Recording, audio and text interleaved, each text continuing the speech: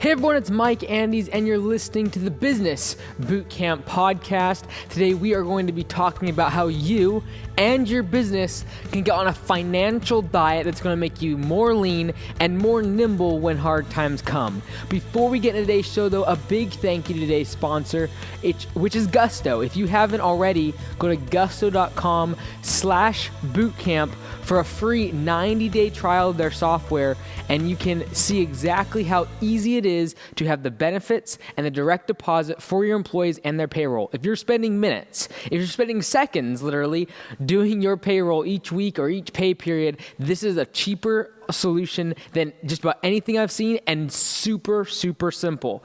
It's the best software out there I know of for payroll. I promise you won't be disappointed. You can try it out for an entire quarter, 3 months, and after that it's only like $6 a month per employee. So check it out. Go to gusto.com/bootcamp. And I appreciate it because they have supported this show a lot. So thank you so much to them. So today we are going to be talking about getting on a financial diet.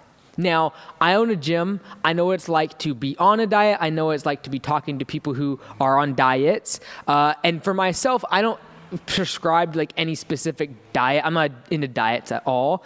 I just try to eat as healthy as I can. I'm probably like close to like a paleo/keto diet in terms of like my eating habits.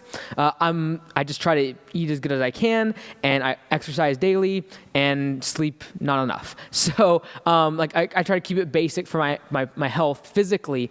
But when it comes to the health of your business, a lot of us are carrying around a lot of excess fat, or we lack the mobility in our business financially, and therefore we need to go on a diet. We need to go on an exercise plan to get rid of the excess weight that is holding us down. Now, when the economy is good, it hides that excess fat and that excess weight that your business has financially. So like the same thing if someone has really, a really good taste for clothes and designer clothes and things, they can get away with like hiding an extra 15 or 20 pounds around the waistline. Just get some like good tailored clothing, and you're going to look fine. They can hide it.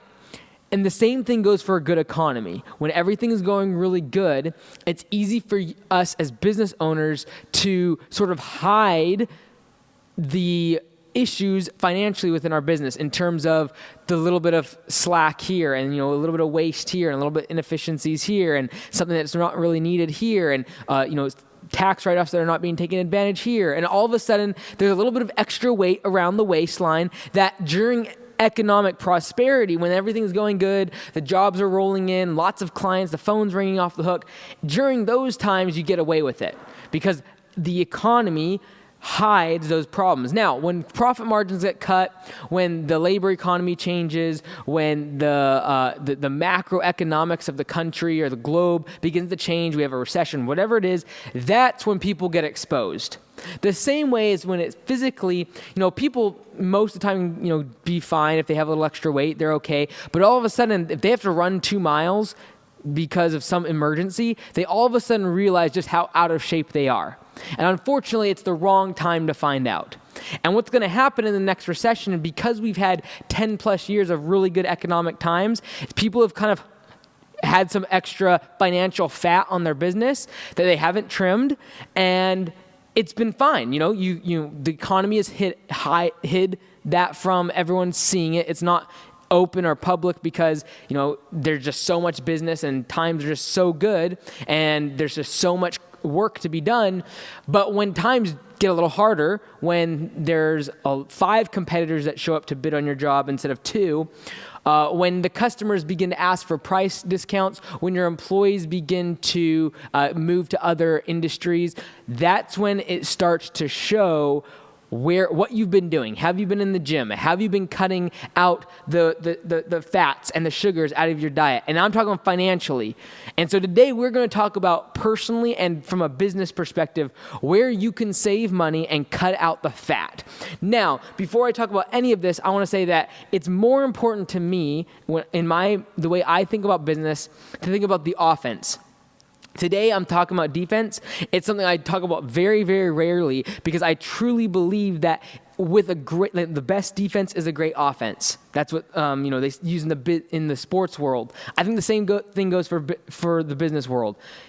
Great offense, great growth, great expansion, great profit margins, expanding to new markets, increasing revenue share, taking out competitors, whatever it is, whatever growth in your industry, in offense in your industry is, I feel like that's sometimes your best defense. That being said, I also feel like when you are growing really fast, when everything is going really well and you are dominating, it's easy to allow the little things just to forget about them and allow for excess expenditures to show up on the P&L, and you push them aside because the bottom line revenue is so good and everyone's happy and you're making more money than you ever have before and quarterly profits are up and everyone's happy. So today we're going to talk about how you can trim the fat now when times are still good, so that when times are not good, you're not in a state of desperation and you're not trying to go after the next shiny thing, which in the dieting world is like 6-pack abs in 6 weeks or shed 50 pounds in the next 50 days. Like, those are fad diets. And the last thing that you want to be caught in is when the economy hits, everything falls apart, for you to have to go to a fad diet financially, which is firing a bunch of people, cutting out departments in your business, changing your business model. That's what you don't want to have to do. All right, so we're going to talk about how you can trim things. Number one, personally. All right, so I'm going to talk about just 2 areas personally that you can trim off the excess fat and get lean in your business and in your financial diet. Number one is your car. All right, so the 2 biggest expenditures personally that people have is their car and their house. And so a lot of people ask me, how I'm able to do so many things, or like when I want to make a business or like I have an idea, I just go for it without like too much recourse or thought about, how am I going to pay for it? Like, I need to take it from somewhere else. The reason for it is because I've been able to live really simply from a personal standpoint and not spend a bunch of money on stuff I don't need. So, for example, for Augusta, now we have the franchise. I could have waited a lot longer and saved a whole lot more money. I just knew that, okay, it's going to take a bunch of money to get started, all the attorney stuff, legal stuff. I'm going to get it all done. But the only reason I've been able to do it, the only reason I was able to get it all set up and now we're selling franchises, the only way I was able to do it is by personally cutting out everything, like looking at every single thing. But I'm going to talk about the 2 biggest ones, which is your car and your house, and what you can do to downsize or reduce the cost of living. And when you do that, this is the thing. I don't think that everyone needs to have a smaller car. I don't think everyone needs to have a smaller house. What I do believe is that if those things are keeping you from the freedom that you desire, or keeping you from doing something within your business that would allow you to have more time with your family, make more money, make a more sustainable business, that's when I start to look at these items, these physical goods that we buy, and really question whether or not they're really needed. Do you really need the Lexus instead of the Toyota? Do you really need to have 8 bedrooms instead of 6? Do you really need to have 5 bathrooms? Like, my goodness, you only have 3 people living in the house. Like, for crying out loud. Like, what? There's just no reason.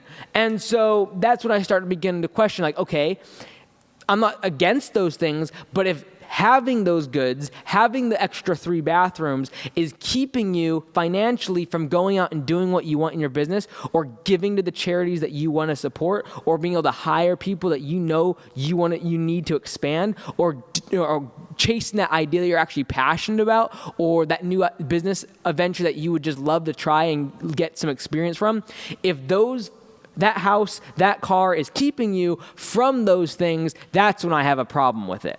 So, number one, your car.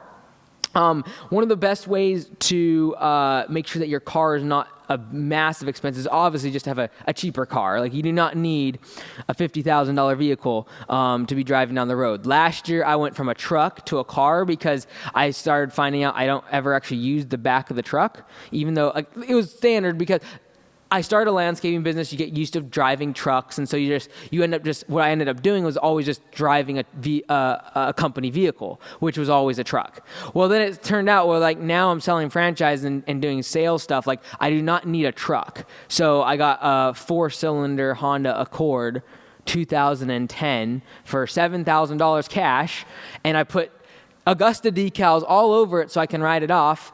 And one of the things about a car is you can use Section 179 on a vehicle.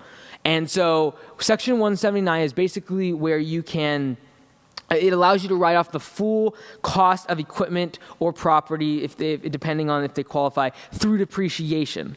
So in order for it to qualify, one of the big things is you need to use it for more than 50% of the time on the business.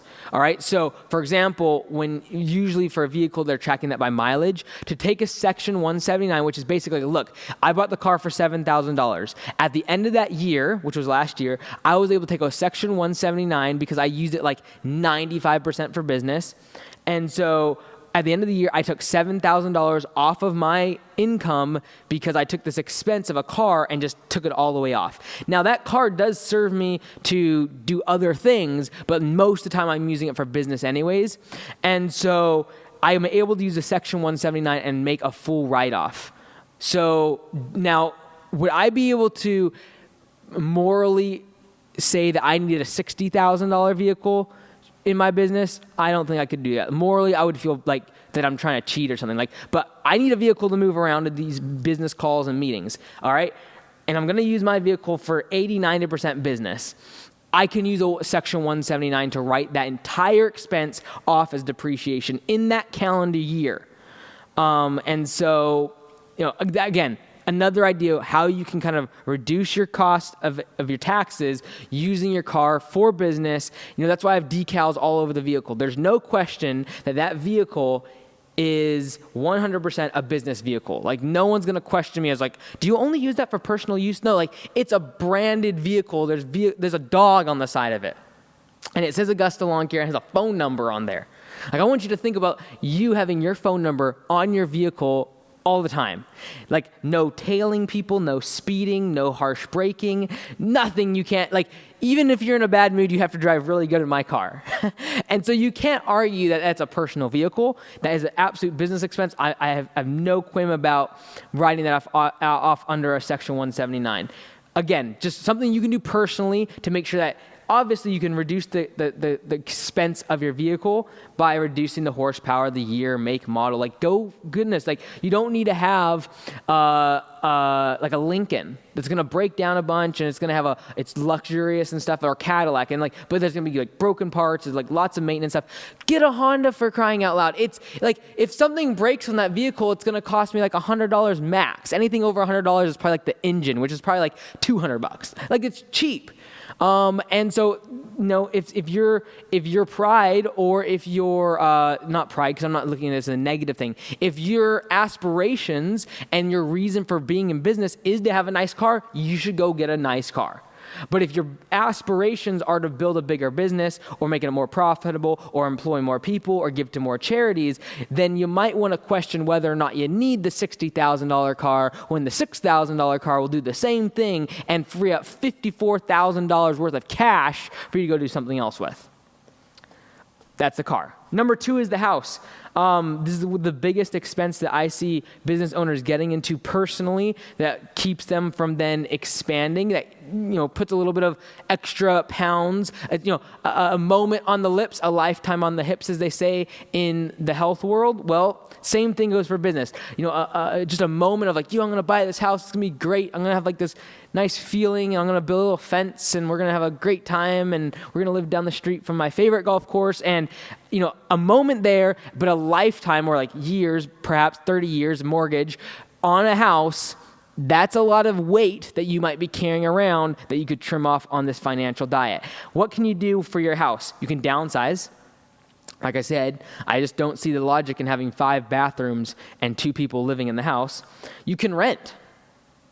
Maybe in the short term, it's better for you to rent so you don't have the obligations of maintenance. Like, the biggest time suck for a homeowner sometimes is just keeping up on the maintenance. Like, if you have 2 acres, you have a full-time job keeping up with the property. I don't even look at home ownership in terms of dollars as much as just time. Like, if I'm a renter and something breaks, I call the landlord and they fix it. I don't have to deal with it. I don't have to deal with mowing the lawn. I don't have to deal with any of those things. I pay triple net, or I pay some sort of a maintenance fee, and everything gets taken care of. I don't have any maintenance time whatsoever. If there's a leak in the roof, anything like that, you call the landlord. Again, creating time for your business so you can focus on the business instead of your house. Maybe you go get a trailer, live in a trailer for a little bit. There's no shame in that. Live in a van. I think that's cool. Again, everyone's circumstances are different. If you have a family, you're going to need a bigger house just to house them. But the question is, does it need to be in the middle of town, or can it be in the suburbs where it's half the price for rent? Just a question. All right, so those are some of the personal things, ways that you can cut out expenses. Now let's talk about the business. I'm going to talk about 5 or 6 things that kind of first came to my mind in terms of looking at your business, where can you trim some of the fat and get on a financial diet. Number one thing is advertising cost. A lot of us, as we want to grow and expand, we're spending money on advertising. Nothing wrong with that.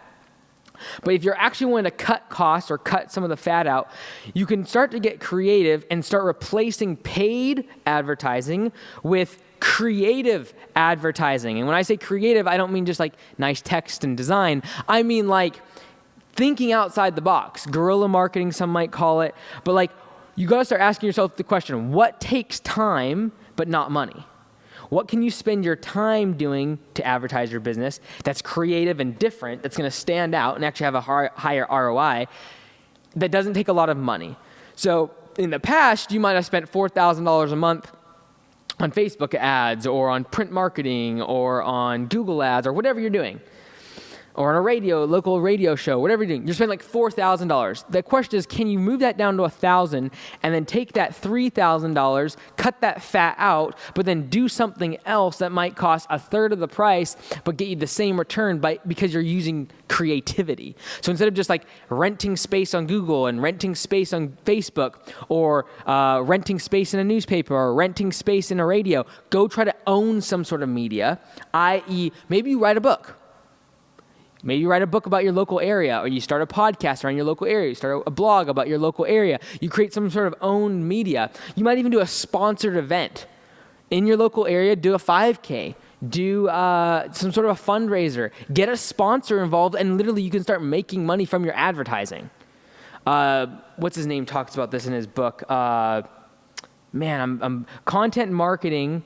I'm forgetting the name of this book. It's on the tip of my tongue. But basically, he talks about using he looks at Red Bull and these other companies that basically turn their marketing into a revenue source by just looking at it differently. Making a magazine that was really their way of advertising their drink, and then all of a sudden they create sports events and all these things around them, and they're really just marketing a drink, right? So how can you make a sponsored event in your local area, have a local credit union or grocery store or a health club or a hospital be the sponsor so you can cover your costs, but then you are the driver, you're the organizer, you can advertise your business, you can use it to really promote yourself.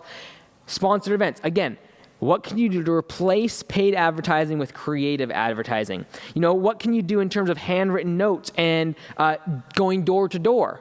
What's wrong with that? Go back, do some old school marketing. The reason digital media has taken off so much in terms of advertising and the spend is just going through the roof is because you can just throw money at it. It's easy to rent space, right? It's very, very simple. Going backwards is sometimes a great way to get attention from your customers, as well as save money by not having to just continually buy more and more ads to grow your business. Maybe it's handwritten letters to your clients that moves the needle more and is a whole lot more cost effective and doubles the average ticket value or the lifetime value of your customer, and therefore is exponentially more profitable than going after new clients with paid media. What about door to door? Go just through your neighborhood, depending on what type of market you have. If you're selling bread door to door or at a bakery, why not go door to door and give out samples of your bread with a little bit of cream cheese on it? Old school marketing is sometimes a great way to move. So that's the number one thing, is replace paid advertising with creative advertising. Number 2 is employee productivity and waste. Again, as you're growing and expanding and everything is good, it's easy to get a little bit of a waistline there, a little bit of 10, 15 pounds, a little bit like we can hide it. It's there. We know it's there. Love handles are there, but like we just kind of live with it because we're just dealing with it. And as you're growing, expanding your business in economic prosperity times, it's easy to be like hiring people and everything and then not realizing that 1 out of every 5 people you hire maybe is just waste. Like 4 people could probably do the job of the 5. And I'm not saying that you need to fire people. I'm just wondering, can we expand can you increase revenue without having to increase the amount of labor or employees that you hire, simply due to the fact that they are wasting 5 minutes walking down a hall. They are wasting 10 minutes in a meeting that's not really necessary. They're wasting 15 minutes walking out to their car and coming back 4 times a day. They're wasting 10 minutes because the internet is slow. They're wasting all these minutes, seconds, and this is, from a lawn care landscaping perspective, I look at that way for every single crew, every single job, and that's when we start looking at seconds because this adds up so quickly. I don't care if you're in an office setting, restaurant setting, library setting, I don't care what your business is. You got to be looking at the efficiencies of your employees and really asking yourself the question, because this is true. When we fire somebody, at first I don't know if we can do it. You fire 2 people and all of a sudden it's all of a sudden 8 other people took the place of the 10 that we used to have, and we don't really miss the other 2. Why? Because they just step up with their efficiency and get the work done. And so you got to start asking yourself the question, could our 20 employees do the work of 25? Or do we need to hire 5 more people? And maybe how you sell those efficiencies and cutting some of the fat to your employees, look, we need to hire 5 more people, or we can get more efficient and expand the business, and that money is going to go into the pockets of people who are here now, and that's going to help with your retention. So these are just some of the ideas to cut some fat. Third way is negotiate with vendors. Is a great time to negotiate with vendors when they're doing good as well and they want your business and they're in growth expansion mode as well before economic times get harder. This is the time to go negotiate with those vendors. Ask for discounts on bulk pricing, things like that. Number 4, create systems that reduce experience required for new employees. So can you create a system? Can you use technology? Can you create a methodology to make sure that when you hire someone, they don't have to be super skilled because they're going to cost more.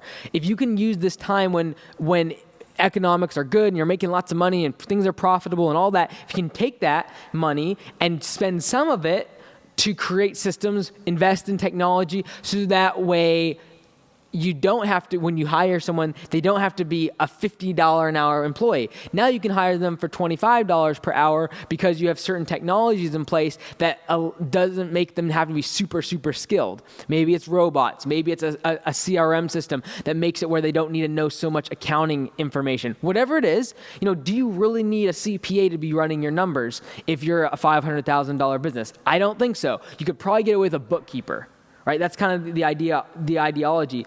Can you make certain parts of what they're doing outsourced? Maybe some of it you do need a CPA for. So you outsource that, but then for the other 90% of it, it's just a bookkeeper. It's just someone that you could probably get for $15, $20 an hour just to, click which category the expenses are going in. So don't allow the times I need a CPA and we can afford a CPA. Well, guess what?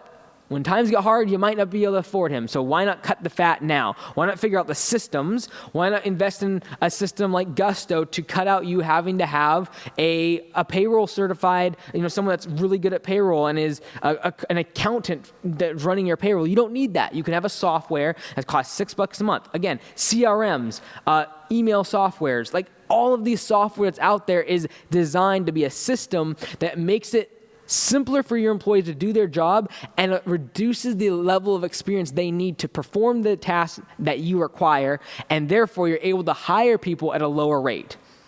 Invest in those systems now when you have the money, because when times get hard, you're I can't spend the $10,000 for Infusionsoft to get set up, but yet it's going to save you money in the long term because you won't need to pay people so much money to have technology background whatever industry, and you can apply that. You want to create systems that reduce the experience required for new employees. So the way you can pay them less, essentially. They're easier to find, too. It's harder to find a $50 an hour worker that is super specialized. It's a whole lot easier to get someone that's $20 an hour that can learn what their tasks are within a couple days, weeks, or months. All right, number 5 is negotiate with your landlord. If you're leasing space, renting space for your business, if you have a shop, if you have a storefront, if you rent a warehouse, whatever it is, negotiate with your vendor. Well, we talk about negotiating with your vendor, but you can negotiate with your landlord, all right? Can you extend the lease and negotiate terms that give you some sort of leverage by extending the lease? So for example, I bought Anytime Fitness, which is next door to the facility I'm in right now. Next door, I signed a lease and extended it by 5 years, so we have that lease for 10 years. Because when I bought it, it had 5 more years, and I wanted to get another 5 years. So I said, hey, look, as part of this negotiation, I want the space next door for free, 0 rent, just triple net. I want it free for 5 more years. For 5 years. Like this space was not part of that deal at all. It was an empty space. And I said, look, I want to make it for offices. We're going to have a studio. We're going to have franchisee training in this space. And I want it free for 5 years when I extend the lease by 5 years in the gym facility. And they signed for that because they wanted that space, which is really big, and it's a really good anchor tenant in this area. And so they wanted that. I said, look, I want 5 years for free of this other space next door. And they gave it to me. Negotiate with your landlord. Because I promise you, when times get hard, like economic times get hard, it'd be easier for me to start questioning this if I was paying $10,000 a month. I'd be like, man, I don't know if I can really afford it. Like, I could spend that money on other stuff. I need to, make sure Bob is staying busy and, my employees. Like, I'd get concerned. Now, if I've negotiated it and I know that it's basically free to be here minus triple net, like, it's a no-brainer. I can keep my foot on the pedal even when times get harder because I don't have to second guess the decisions and the expenses that I've accumulated. Last thing, number 6, is review every single expense. I don't care how small it is. I don't care how insignificant it is. I don't care how busy you are. If you want to start cutting out fat from your business, looking at every single expense is the best way to do that. If you use QuickBooks, great tool. Even if you don't use QuickBooks, use something like Mint. If you're just getting started and you're having a small business, use mint.com or some other form of expense tracking software so that you can connect your credit cards, all of your accounts. Like, I don't care if you have 50 of them, because that's like, I have like 50 some odd accounts. It's nuts. But what I do is all of our businesses have separate QuickBooks. So I have 4 or 5 different QuickBooks accounts, and they all individually look at their accounts. I then have a Mint account that looks at every single business, every single transaction, every single account, and literally it could take me an hour just to go through the last few days to like filter them all out and figure out where they're all at. So again, looking at every single one is important. I do it twice really, because each of the businesses, like, they take care of their QuickBooks and they like figure out the expenses. And so they do it, but then I'm also seeing it. I'm seeing every single account, every single expense, and randomly they'll get a question from me like, hey, what was that $10 expense? What was that $15 expense? He's like, oh, you're micromanaging. No. I'm watching every little thing because every little thing multiplies and compounds and grows. It's just like fat cells. It just like grows and it's there and it's like hanging out and you're like, oh, it's not too bad. And you get a little bit more and it's like, oh, a little more fat and a little bit more. And all of a sudden you're obese. Morbidly obese, and it's going to put you at health risk. Same thing for your business. A little bit here, $15 here, a little subscription here, like, just a music subscription. Oh, here's a little bit of we get food snacks, Oh, we just added that little addition on there. It's like a $10 a month for, that subscription for YouTube, or then a Netflix thing. We get that for the employees, and we get the snack coffee machine there. All little things add up, and they will become a financial risk for your business if you don't trim them now. And at least manage them and stay on top of them and be aware of where the money's going. You gotta manage every single expense. I don't care if it's $10, $5. Last week, I saw a charge for it's $15 that I wasn't sure what it was. And I was just waiting for someone to allocate it in one of the QuickBooks. And I remembered what it was. But again, I'm looking all the time and I try to stay out of it until it's been there for a long time. They're not assigning it to a certain category, but I'm always watching expenses, every single dollar. Because if I can save $100, that $100 could be the $100 I'm able to spend on marketing that then attracts 20 different landscape business owners and gets them on my content, which helps them. Maybe one of them down the road becomes a franchisee and I get return on investment. But what would have happened if I would have spent that $100 on some other random thing? They would have never heard the content because I couldn't have advertised them. They couldn't have changed their business. They wouldn't have been able to make change in their business. Like, the dollars and cents that you're spending on the other little things that things are just falling through the cracks, that's the money that can be the difference maker for your business when the economy turns.